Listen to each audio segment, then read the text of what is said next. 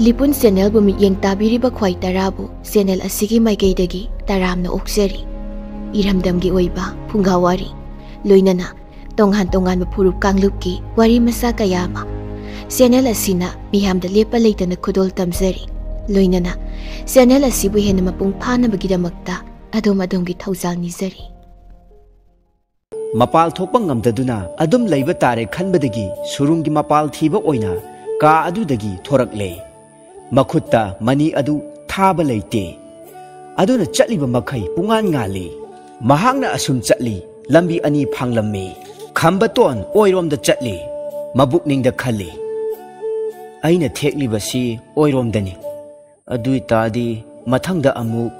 yetlomda thei asumna khambatona mahangna chatpa lambi adu chinpha punaba munna yengi karigumbada khangnabani haiduna nung macha amana lai chinglamme asumna chatpana magi mamangda laptakna irang langba mapai ui mahangna changchinduna yengbada piktak tawba mani mukta kayana nung paibagumna paiduna karigumba chaina taduna lay khambatona asum chatpada mani mukta mathak aduda gyau netuna chatli nak yetasu mani muktana mapai pumlang langi khambatona asum chatpada makhong adu mani mukta marakta khujeng phawbu puthai chatliba makhai loiba naide mani ngakta mahak asum chatli mani mukta sing adu thawan mi chakumna tagup tareng nganduna yengba nungaiduna mahak makhutta pairiba mani adu phirai chena yepsilli achauba mani adugi mangal adu udrabada matam adudadi akupa mani mukta sing adu hanadigi hena nganthorapugum tawi mahakna asum chatliba makhai mani mukta sing aduna kuphet tawbadu yengba matamda khambaton awaba sing adu loina kawi mahakna leptana asum surung adugi paringda changsinbada mani mukta sing adu khara lanna tarambadagi kona thangdadi pumam mamkhre mani mukta amatasu udre mahakna amamba aduda chumna changsilli adubu surung adu makhatana chatpham leitre khambatona achauba mani adu phirai digi lauthokduna yengba matamda chatpham lambi amatasu leitre mahakna khali mafamdu surungi khwaidigi manung thangba aroibani mahakna surungdugi akoiba thakha asum yengi khanghodana phaklangi mathakka lonaba aduwaida mangal ama urai khambaton munna yengbada madu surungi ahoba mapaldagi changlakpa mangalni haina leple mafam adudagi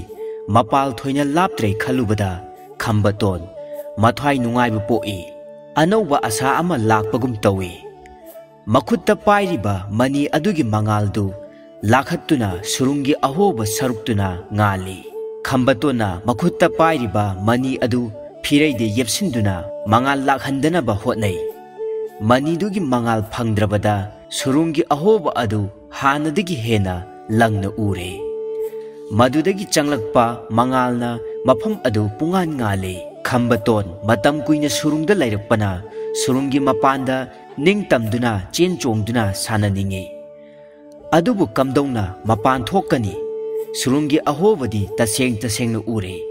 adubu maduda magi mapambom phawba lithokpa wana thokani adubu mahakna leiriba mafam adu mapalga lapnadre hek thangnare khanbada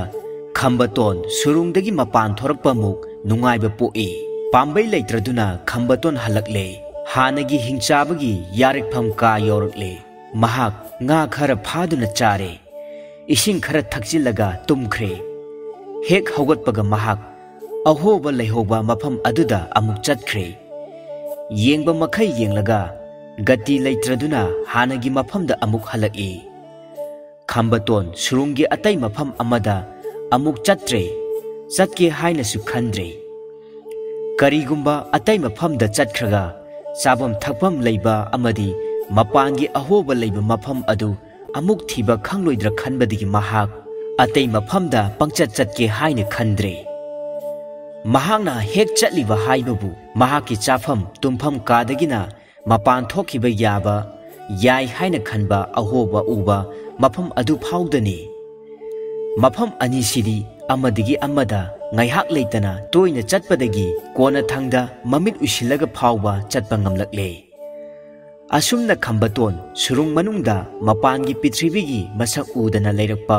ꯆꯍꯤ ꯑꯃ ꯃꯄꯨꯡ ꯐꯥꯔꯛꯂꯦ꯫ ꯑꯗꯨꯕꯨ ꯃꯐꯝ ꯑꯗꯨꯗ ꯅꯨꯃꯤꯠ ꯃꯁꯛ ꯎꯗꯕ ꯃꯍꯥꯛꯅ ꯁꯨꯔꯨꯡꯗ ꯂꯩꯔꯛꯄ ꯑꯁꯤ ꯁꯨꯞꯅꯒꯤ ꯅꯨꯃꯤꯠ 4-5ꯅꯤꯔꯣꯝꯇꯃꯛ ꯉꯥꯏꯔꯝꯈꯤꯒꯅꯤ ꯍꯥꯏꯅ ꯈꯜꯂꯤ꯫ ꯀꯨꯏꯅ ꯑꯁꯨꯝ ꯂꯩꯁꯜꯂꯛꯂꯕ ꯑꯗꯨꯗ ꯈꯝꯕꯇꯣꯟ ꯍꯩꯅꯔꯛꯂꯦ꯫ ꯊꯣꯏꯅ ꯋꯥꯗ꯭ꯔꯦ꯫ ꯉꯥꯗ ꯆꯥꯔꯒ ꯏꯁꯤꯡꯗ ꯊꯛꯂꯒ ꯃꯕꯨꯛ ꯊꯟꯕ ꯉꯝꯂꯛꯂꯦ꯫ ꯉꯥ ꯉꯥꯛꯇ ꯆꯥꯕꯗꯒꯤ ꯀꯔꯤꯒꯨꯝꯕꯗ ꯇꯨꯝꯕ ꯉꯝꯗꯕꯗꯒꯤ ꯑꯋꯥꯕ ꯃꯥꯌꯣꯛꯅꯕꯁꯨ ꯌꯥꯎꯏ꯫ ꯑꯗꯨꯕꯨ ꯃꯍꯥꯛ ꯇꯣꯞꯇꯨꯅ ꯅꯥꯕꯗꯤ ꯑꯃꯨꯛꯇ ꯌꯥꯎꯗꯦ꯫ ꯅꯣꯡꯃ ꯈꯝꯕꯇꯣꯟꯗꯨ ꯃꯁꯥ ꯈꯔ ꯉꯝꯂꯛꯇ꯭ꯔꯦ꯫ ꯀꯣꯛꯇ ꯆꯤꯛꯄꯗ ꯃꯕꯨꯛꯅꯤꯡ ꯄꯤꯛꯁꯤꯜꯂꯛꯏ꯫ ꯃꯄꯨꯕꯣꯛ ꯑꯃꯗꯤ ꯃꯃꯥꯟꯅꯕ ꯃꯌꯥꯝ ꯅꯤꯡꯁꯤꯡꯂꯛꯏ꯫ ꯃꯄꯨꯕꯣꯛꯅ ꯅꯨꯃꯤꯗꯥꯡ ꯈꯨꯗꯤꯡ ꯆꯥꯛ ꯉꯥꯏꯕꯗ ꯋꯥꯔꯤ ꯂꯤꯕꯤꯕꯗꯨ ꯅꯤꯡꯁꯤꯡꯂꯛꯏ꯫ ꯆꯥꯎꯕꯜ, ꯇꯣꯌꯥꯏꯃ, ꯑꯉꯧꯇꯣꯟ, ꯑꯃꯨꯇꯣꯝꯕꯤꯅꯆꯤꯡꯕ ꯃꯃꯥꯟꯅꯕ ꯀꯌꯥꯒ ꯁꯥꯟꯅꯃꯤꯟꯅꯕ, ꯏꯁꯤꯠ ꯁꯤꯠꯄ, ꯂꯕꯨꯛ ꯀꯨꯝꯃꯤꯟꯅꯕ, ꯂꯧ ꯀꯥꯃꯤꯟꯅꯕ ꯀꯌꯥ ꯃꯥꯒꯤ ꯃꯃꯤꯠꯇ ꯃꯊꯪ ꯃꯊꯪ ꯎꯔꯛꯏ꯫ ꯃꯍꯥꯛꯅ ꯈꯜꯂꯤ, ꯑꯣ, ꯏꯄꯨꯕꯣꯛꯅ ꯍꯥꯏꯕꯁꯤꯡꯗꯣ ꯏꯟꯖꯔꯝꯂꯕꯗꯤ, ꯏꯄꯨꯕꯣꯛꯀꯤ ꯅꯥꯛꯇ ꯂꯦꯡꯗꯅ ꯂꯩꯖꯔꯝꯂꯕ,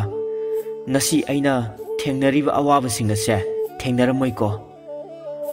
ꯈꯝꯕꯇꯣꯟ ꯍꯟꯗꯛꯇꯤ ꯅꯥꯕ ꯍꯦꯛ ꯐꯕꯒ ꯁꯨꯔꯨꯡꯗꯒꯤ ꯃꯄꯥꯜꯗ ꯊꯣꯛꯄ ꯉꯝꯅꯕ ꯍꯣꯠꯅꯔꯒꯦ ꯍꯥꯏꯅ ꯆꯞ ꯌꯨꯡꯅ ꯂꯦꯞꯂꯦ꯫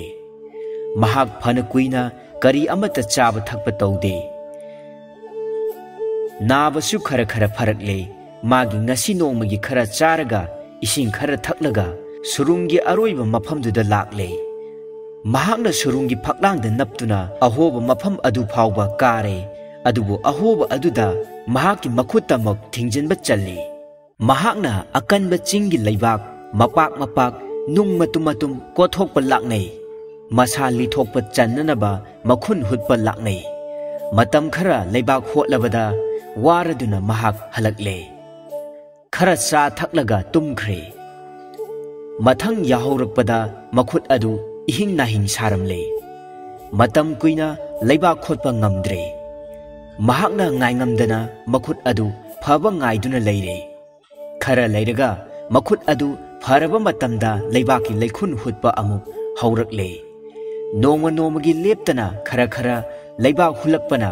मखुट मसासिंग अदु लोइना हाइजिनख्रे अनाबा थोइना फाउद्रे असुमना खंबतोना लेखुन हुटपा होटनबदा अतोप चही अममुकसु हौख्रे महाक तसेंगनमक चही अनि सुरुंगदा लेरे महाकना हुटलिबा लेखुन अदु तंखाइ चनसिलकले खनबदा नुंगाइबा पोई अना अयेक याउद्रबदी खुलौ पलौद्रबदी महाक यामना थुना मपान थोपा ngamlagani खल्ले असुमना महाकी नोंमगी थबक हाइबबु मागी नोंमगी चरा चाबा लेखुन हुटपा वारकलबा मतमदा पोथाबा अमदी तुम्बा असितनी महाकना मागी थबक असी नोंमगी हेने हेने कंसिल्ली मतम खरा हौख्रे नोंमा खंबतोन सुरुंगदा कन्ना थबक सुरगा चाक लामदुना हलकले पुख्रीदा nga फागेना कुमथरई अदुबु अवाबनी nga अमतसु थेंगनद्रे महाकना पुख्री थुंगना चतुना हन्ना हन्ना nga थिबदसु nga अमत फंगद्रे अमतसु थेंगनद्रे खंबतोन इसिंगदगी काखलकलगा पुख्री मपांदा मथ्वाई नुंगाइतना लेप्तुना मुन्ना येंगदुना लई अदुबु nga अमतसु पुख्रीदा चाबु उदे महाक मवन मवन खल्ले सुरुंगदगी थोखिनबा लेखुन हुटपसु लोइबा ngamdri ngasi hayeng asida yamna thuna hekta loiba ngamgadabsu natte haujikpu chaninga leitrabadi kamdongni tasengnamakki khambaton ahanba uba matamda pukhri adu nga ngaktana prik prik saurambani adubu mahakna chahi anirom asi nga sing adu pha phaduna chaduna leirakpana pukhri gi nga sing adu loithokhrabani chaningai leitre khanglabada khambaton yamna tanna ising yamna thakchillaga thabak suba haukhre chanaba leitraduna yamna thuna thokhiba ngamnaba handak mukti mahak hanadagi hena kanna sujalli matam kuina pothadana thabak surakpana khambaton ware chada thaktabagi wabani थबकना कन्न सुबगी वाबनी महाक ममित तंदन पाइरे वानथगदौरे खंबतोन पुख्रीदा अमुक हलकले हाना nga leitre khanglabasu thajaraktraduना अमुक कुमथादुना nga thiba haurakle adubu nga amatasu leiramdre खंबतोन गति leitraduना isingna mabuk thanna thakchilaga tumkhre haugalakpada masa khara tekhatli haibabu aram khaurangbadi hena poglakle asumna खंबतोन isingda thaktuna leirakpana numit kayani ma haukhre surungdagi mapan thokhinaba pambaisu numit kharani gi manungda leite amaromda chanabasu amata phangdre खंबतोन कमदौन हिंगनी चानिंगाई leitrabadi जीव खुदिंगमक अफंग चाबा हौबजाने खंबतोन सु चानिंगाई leitabadagi nga ta chaduna chahi ani hena lelakle adubu hojikti nga su amata leitre kari chaduna hingba tare खंबतोन हिंगनबगी पांबै assume खंदुना leiringai mahakna ahanba changlakpada thengnakiba surunggi sekpi achawbasing adu khangning ningsinglaki mahak phuk hawatuna chatke tawi adubu khali karigumba aina sekpi thiba chatpada lambi lamangnaduna mafam masida halakpa ngamdrabadi amuk kamdauba adubu sadabadi yade adu natrabadi surungi mapan thokhinaba hotnaba ngamba asa leite chaba phangdaduna siba su siba surungda lamuknaduna thokpham khangdana sibasu chamane chaningai kharabu phanglabadi ikoidana nongmodi surungdagi mapan thokhinabagi pambaidi leiribani ko numit kharani tang oirabasu hingba ngamra yenglage asumna khalladuna mahakna surungi atai lambida chattuna sekpi thiba haurakle mahakna asum chatpada hana thengnakraba lambi sing adu amatasu thengnadre adubu chatpadi lepte asum chatle mamai thangda surungi makha thangba phaklangda sekpi mayam naptuna leiramba ure mahak mabukningda nungaiba poi adubu sekpi sing adu mana asum changchilakpa matamda loina paithokre sekpi singna khakna khongduna paithokkiba maikaida खंबतोन चले assume चलambadagi mahak chelakle phana sangna chena chatla phawba sekpi sing adu amata phawba thengnadre asum chatlaga surungi lambi adu phanglamle mahak kadomda chatkadabuno haiba khangde ningjing mangjing naraga mahak oiromda thekchenle karigumba chana naba sekpi amata phangdrabadi mahak hingani haiba thajadre amaromda hanagi mafamdasu halakpa ngamgani haiba thajadre mabuk lambanasu chari tatle pambaidi amata leite kamdawni खंबतोन मथ्वाई Wahab हौरकले असुमना खरा चटलगा sekpi mapai amamuk thengnare sekpi sing adu surungi mathak thangba phaklangda naptuna leirammi खंबतोना नासोन pikna khuning kangduna changsilli adubu mana changsilakpada sekpi sing adu khonglaga loina paithokre